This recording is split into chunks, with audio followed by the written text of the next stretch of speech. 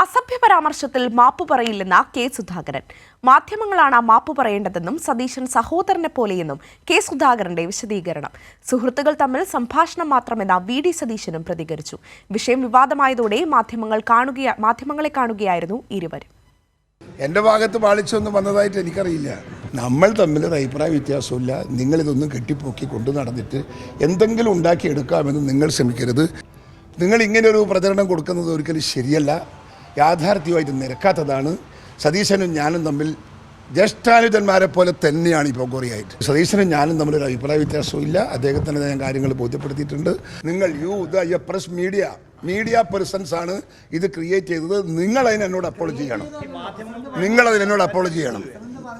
ഞാൻ പറഞ്ഞൊന്നുമല്ല നിങ്ങൾ എഴുതിയത്, നിങ്ങൾ പറഞ്ഞത്. തെളിവ് എൻ്റെ അടുക്കിയുണ്ട്. എൻ്റെ കയ്യിലും തെളിവുണ്ട്. നമുക്ക് നോക്കാം. അപ്പോൾ ഞാൻ കറക്റ്റ് 11:05 എത്താൻ വേണ്ടിയിട്ട് ഞാൻ പാഞ്ഞു വരുവാണ്. അവിടെ ഞാൻ 10 മിനിറ്റ് 12 മിനിറ്റ് എടുത്തുള്ളൂ. പാഞ്ഞു വരുവാണ്. അപ്പോൾ അദ്ദേഹം അതിന് മുമ്പ് കയറി. ഞാനിപ്പോൾ എത്തിയെന്ന് വിചാരിച്ചിട്ട് എത്തി കയറി ഇരുന്ന് കഴിഞ്ഞാൽ അസ്വസ്ഥ വരില്ലേ ആളെ കാണാതെ. അപ്പോൾ ഇവൻ എവിടെ പോയി കിടക്കുമെന്ന് ചോദിച്ചു. അത് ചോദിക്കാനുള്ള സ്വാതന്ത്ര്യം അദ്ദേഹത്തിന് എന്നോടുണ്ട്.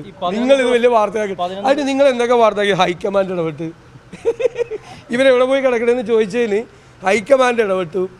പിന്നെ എല്ലാവർക്കും താക്കീത് നൽകി. സമ്മതിച്ചേ രാജി ഇതിന് അവനെവിടെ പോയി കിടക്കണമെന്ന് ചോദിച്ചതിന് ഞാൻ ഇപ്പോൾ ഇവർ എൻ്റെ സഹപ്രവർത്തകരാണ്. ഇവിടെ കൂടെ നിൽക്കുന്ന മിക്കവാറും പേര് ബാബുപ്രസാദ് അയച്ച എന്നെക്കാൾ പ്രായത്തിൽ കുറവാണ്. ഞാൻ പറഞ്ഞ കിട്ടിക്കഴിഞ്ഞാൽ നിങ്ങൾ ഓടും ഇവരോടൊക്കെ. വിവരങ്ങളുമായി ഷാജഹാൻ ചേരുന്നു ആലപ്പുഴയിൽ നിന്ന്.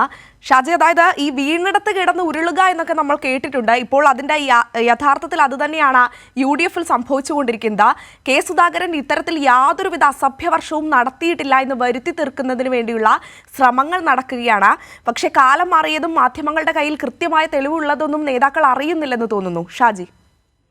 തീർച്ചയായിട്ടും. കാരണം ഇന്ന് രാവിലെ കെ സുധാകരനോട് പറയുമ്പോൾ അദ്ദേഹം ഇത് മാധ്യമങ്ങളിലൂടെ പുറത്തു വരുമെന്ന് അറിഞ്ഞിരുന്നില്ല. പക്ഷേ ഈ വാർത്ത പുറത്തു വന്ന ഉടനെ രാവിലെ മറ്റൊരു പരിപാടി ഇരുവരും തമ്മിലുണ്ടായിരുന്നു. അതിനിടയിൽ നിന്നും അദ്ദേഹം പെട്ടെന്ന് തന്നെ റൂമിലേക്ക് മടങ്ങിപ്പോവുകയായിരുന്നു. ഇത് മാധ്യമങ്ങൾ റിപ്പോർട്ട് ചെയ്തു. ഉടൻ തന്നെ നേതാക്കൾ ഇടപെടുകയും തിരിച്ചു കൊണ്ടുവരുന്നതിന് സുധാകരനെ തിരിച്ച് വേദിയിലെത്തിക്കാനുള്ള ശ്രമം നടത്തുകയും ചെയ്തു.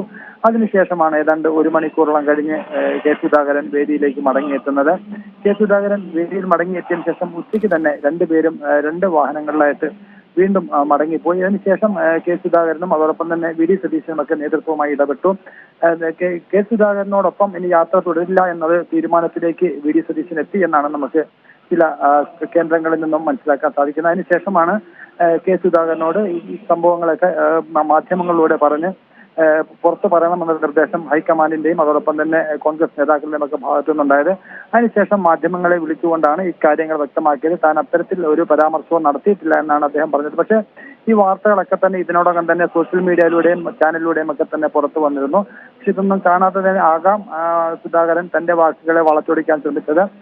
തന്റെ ഒരു സഹോദരൻ എന്ന നിലയിലാണ് വി.ഡി. സതീശനെ കണ്ടത്. സ്വാഭാവികമായിട്ടും ഇത്തരം ഒരു പ്രശ്നങ്ങളില്ലെങ്കിൽ ഇരുവരും ഒന്നിച്ചായിരുന്നു മാധ്യമങ്ങളെ കാണേണ്ടിയിരുന്നത്.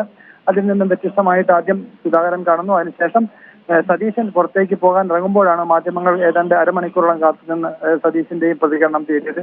അങ്ങനെ ഇരുവരും ഇന്ന് തിരുവല്ലയിലേക്ക്, അതായത് പത്തനംതിട്ട ജില്ലയിലേക്ക് യാത്ര തിരിച്ചിരിക്കുകയാണ്.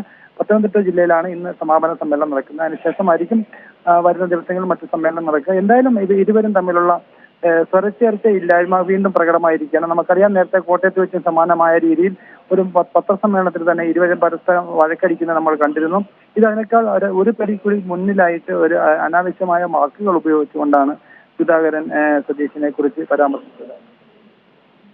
ഷാജഹാനാണ് വിവരങ്ങൾ നൽകിയത്.